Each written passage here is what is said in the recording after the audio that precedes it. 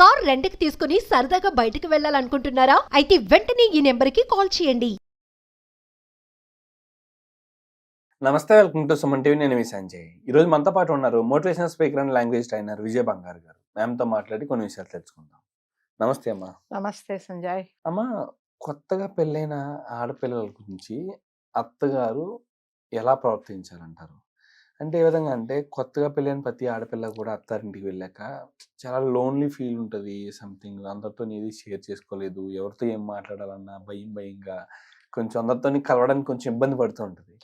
ఇలాంటి సందర్భంలో అత్తగారు తనతో ఎలా ప్రవర్తించాలంటారు? తనకి ఎలా దగ్గర అవ్వాలంటారు?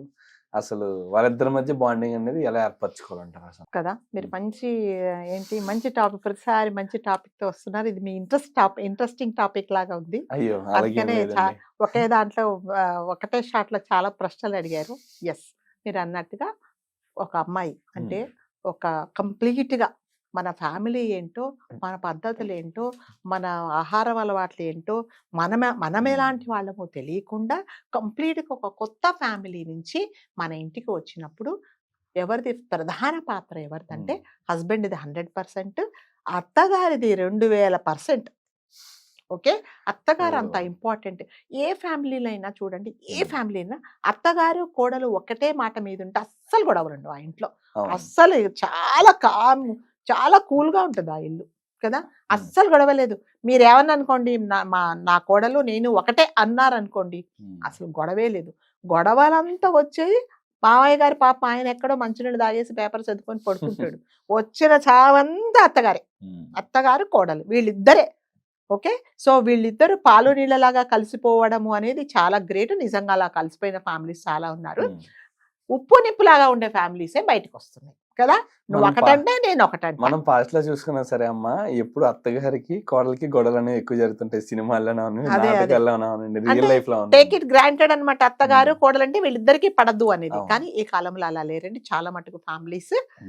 ఈవెన్ నాకు ఒకటే ఒక అమ్మాయి, వాళ్ళ అత్తగారు అంటే నేను తల్లినైనా నాకంటే ఎక్కువ చూసుకుంటారు. మా అమ్మాయి కూడా వాళ్ళతో అలాగే ఉంటది అనమాట. కొన్ని ఫ్యామిలీస్ ఉన్నాయి, నేను గ్రేట్ గా చెప్తాను. కొన్ని ఫ్యామిలీస్ నిజంగా చాలా బాగున్నాయి, చాలా అంటే అండర్స్టాండింగ్ అనమాట.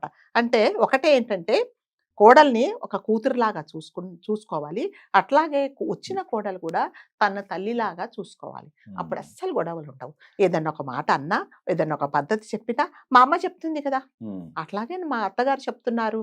సో ఫస్ట్ అక్షరాలు సేమ్ కదా, పొట్టి నెక్స్ట్ అక్షరమే అమ్మ అత్త, అంతే. తేడా ఏముంది చెప్పండి? ఆ ఒక్క అక్షరం తేడా మీరు చూపించకండి. అత్తలో అమ్మని చూసుకోండి, అమ్మలో అత్తయ్యని చూసుకోండి, అసలు తేడాలే ఉండవండి.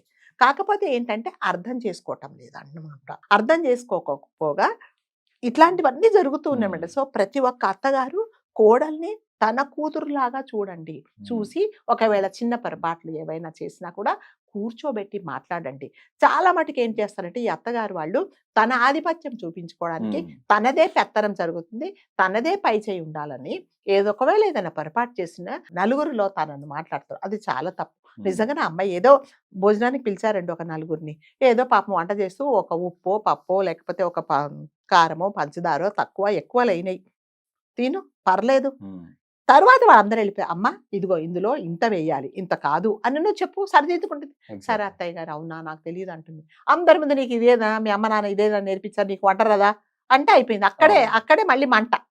సో ప్రతి అత్తగారు కోడల్ని అంటే కూతురు తప్పులు చేస్తే ఎలా సరిదిద్దుతుందో అలా సరిదిద్దాలి. అట్లాగే కోడలు కూడా ఒకవేళ అత్తగారు ఏమైనా చెప్తే, నిజంగా మా ఇంట్లోనే ఏదైనా తప్పు చేస్తే మా అమ్మ నాకు చెప్తుంది కదా, నేను కరెక్ట్ చేసుకుంటాను కదా అనే మనస్తత్వం ఉంటే అస్సలు గొడవలే రావండి. ఈ అత్తగారులు ఏంటంటే ఇంకొకటి, అంటే కొడుకుకి ఎందుకు పెళ్లి చేస్తారండి? చక్కగా వాళ్ళిద్దరూ కలిసిమెలిసి చిలక గోరింకల్లాగా ఉండాలి, చక్కగా సంసారం చేసుకోవాలి. ఎందుకంటే మీ వంశాన్ని వృద్ధి చేసుకోవడానికి, నీ ఇంట్లో దీపం పెట్టడానికి వచ్చింది ఒక పరాయి ఇంటి నుంచి ఒక అమ్మాయి. సో అలాంటప్పుడు ఈ అమ్మాయిని ఎలా చూసుకోవాలి? చాలా ప్రాణంగా చూసుకోవాలి కదా.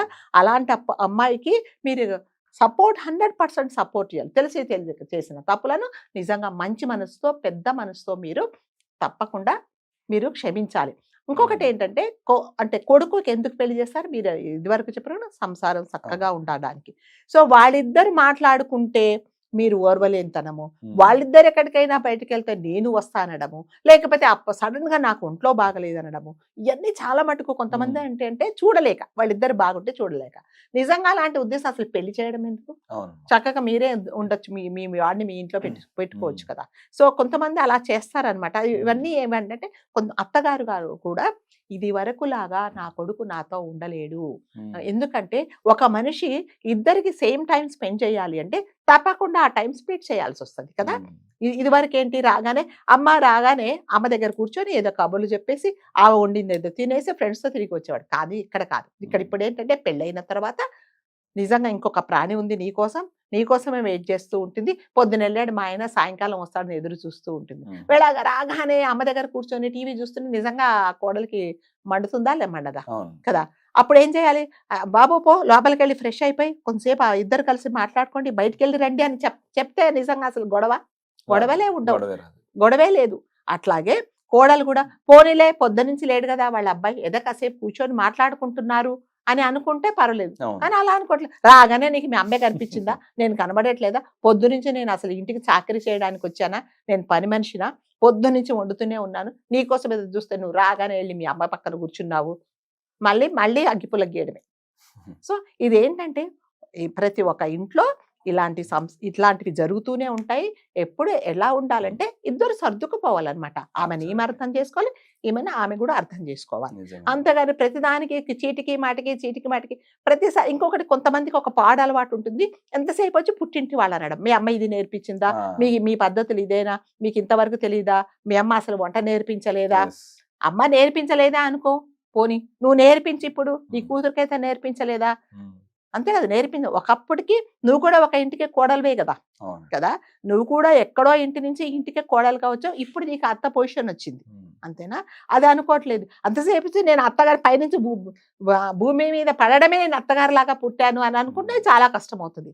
సో ఇంకా కొంతమంది శాడిస్ట్ అత్తగారులు ఉంటారు. ఎలా ఉంటారంటే, వాళ్ళ అత్తగారు ఈమెను ఎంత కష్టపెట్టిందో, ఈమెను ఎన్ని తిప్పలు పెట్టిందో అదే ఇక్కడ ఇంప్లిమెంట్ చేయడానికి ట్రై చేస్తారు. సరే, ఆవిడకి నీకు పడక చేసింది, నువ్వు మళ్ళీ అది ఎందుకు ఇంప్లిమెంట్ చేస్తావు ఇక్కడ, కాదు కదా. అలా కాదు అంటే కొంతమంది మైండ్ సెట్ అట్లాగే ఉంటుందండి.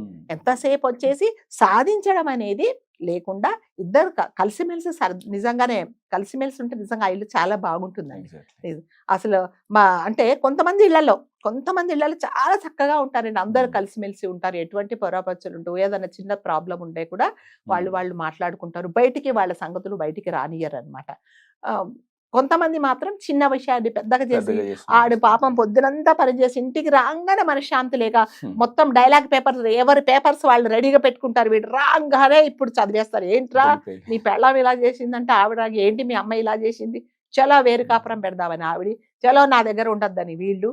సో ఎన్నిటికీ ఏంటంటే ఓర్వలేనితనము, సర్దుకుపోవటం తెలియకపోవడము ఇవన్నీ. సో బయటి నుంచి వచ్చిన ఒక అమ్మాయి మన ఇంటికి వచ్చినప్పుడు నా కూతురిలాగా చూసుకోవాలి, తప్పులు ఒప్పులు ఉంటే నేను సరిదిద్దాలి అని అత్తగారు అనుకున్న, కోడలు కూడా అదే విషయంలో మా అమ్మాయి నన్ను సరిదిద్దుతుంది కదా, మా అమ్మాయి ఏదన్నా తప్పు చేస్తా నాకు చెప్తుంది కదా, నేను కూడా అలా తెలుసుకుంటాను, అత్తయ్య గారు నాకు తెలియదండి, మీరు ఈ సంగతి చెప్పండి నేను నేర్చుకుంటాను అంటే అత్తగారు నిజంగా ఏం ముట్టదండి. అవునమ్మా నేను నేర్పిస్తానంటది. అట్లాగే అత్తగారు కూడా కోడలతో అలాగే ఉండాలి, కోడలు ఎలా ఉండాలి అలాగే ఉండాలి, లేకపోతే మాత్రం ఇలాంటివి తప్పవండి, ప్రపంచ యుద్ధాలే జరిగిపోతాయి. అత్తగారి దగ్గర కొంచెం లోయల్టీ చూపించడానికి కోడలు ఒప్పుకోరు, కోడల దగ్గర కొంచెం ప్రేమ చూపించుకోవడానికి అత్తగారు లేదండి. ఇప్పుడు కొంచెం కాలం మారిందండి, అప్పటిలాగా లేరు, కొంతవరకు బాగానే ఉన్నారు, ఇంకా మారాలి. అత్తగారు అర్థం చేసుకుంటున్నారు, కోడలు కూడా అర్థం చేసుకుంటున్నారు, మా అత్తమ్మ అంటున్నారు, మా కోడళ్ళు కూడా మా కోడలైనా మా ఇంటికి మా కూతురు పెళ్ళై వెళ్ళిపోయినా ఇంకో కూతురు వచ్చిందని చెప్పుకుంటే అత్తగారులు కూడా చాలా మంది ఉన్నారండి. ఎక్కడైతే లేవో అలాంటి ఫ్యామిలీస్ గురించే మనం మాట్లాడుకుంటున్నాము. సో అలాంటి వాళ్ళని చూసి వీళ్ళు కూడా మారితే ఇంకా చాలా బాగుంటుంది. తప్పకుండా మారుతారమ్మా, ఖచ్చితంగా.